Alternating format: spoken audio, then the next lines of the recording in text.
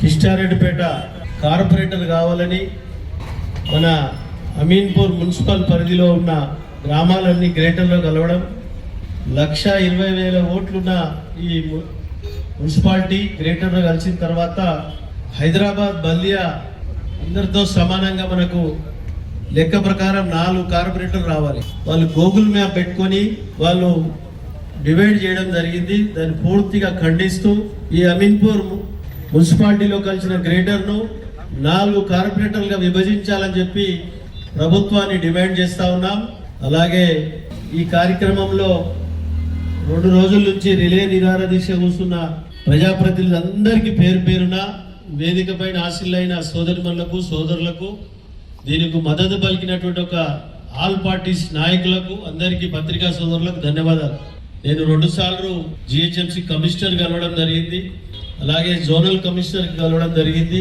మీరు ఇచ్చిన representation covering letter పెట్టి ప్రభుత్వానికి పంపడం జరిగింది. ఇవన్నీ ఎప్పటికప్పుడు పరిచయం చేస్తా ఉన్నాం. మనము మన స్థానంలో మనం నిరసన తెలపడానికి మీరు కూర్చున్న నాయకులందరికీ మీతో పాటు నేను ఒకరిగా మీ అందరిలో కలవడానికి రావడం జరిగిందని మీ అందరికీ తెలియజేస్తాను. దాంతోపాటు మనకు కమిట్మెంట్ కొద్దిగా మనకు రావడం జరిగింది. సంక్రాంతి తర్వాత కొన్ని చేస్తామన్న మాట చెప్పడం జరిగింది, ఇక పూర్తిగా ఫైనల్ కాలేదని.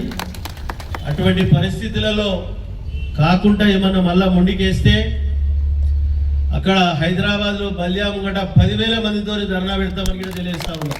10,000 మంది తెల్లాపూర్ అండ్ అమీన్పూర్తో 10,000 మందితో బల్దియా దగ్గర ధర్నా పెట్టడం జరుగుతుంది. దానికి పూర్తి స్థాయిలో బాధ్యత వహించవలసిన అధికార యంత్రాంగం అంతా తిరిగి రీసర్వే చేసి ఇది 4 కార్పొరేటర్గా విభజించవలసిందిగా మనవి చేస్తా ఉన్నా, డిమాండ్ చేస్తా ఉన్నాం. కాబట్టి మనము సంక్రాంతి తర్వాత 18-20 తారీఖు లోపల ఏమాత్రం మనకు రిజల్ట్ రాకపోతే కార్యాచరణ రూపకల్పన చేసి మీ అందరికి తెలిపి చలో బల్దియా కార్యక్రమాన్ని చేపట్టడం జరుగుతుంది. మీరు అందరూ సహకరించవలసిందిగా మనవి చేసుకుంటూ మీ అందరికీ నేను నిరాహార దీక్షలో కూర్చున్న మీ అందరికీ సోదరులకు సోదరిమణులకు వివిధ నాయకులందరికీ పేరు పేరున నేను శిరస్సు వంచి నమస్కరించుకుంటూ ధన్యవాదాలు తెలియజేస్తా ఉన్నా. చాలా జాతరలు ఉన్నాయి, అన్ని అటెండ్ చేయాలి కాబట్టి మీ అందరి పర్మిషన్తో నేను వెళ్ళవలసి వస్తుంది కాబట్టి వెళ్తున్నా. ఇప్పుడు మన ఈ 8 పంచాయతీలు ఈ కాలనీలు కూడా ఇవన్నీ ఆ డివిజన్లో కలిస్తే రేపు పొద్దుగాల అడ్మినిస్ట్రేషన్ మనకి ఎంత దూరం అవుతుంది.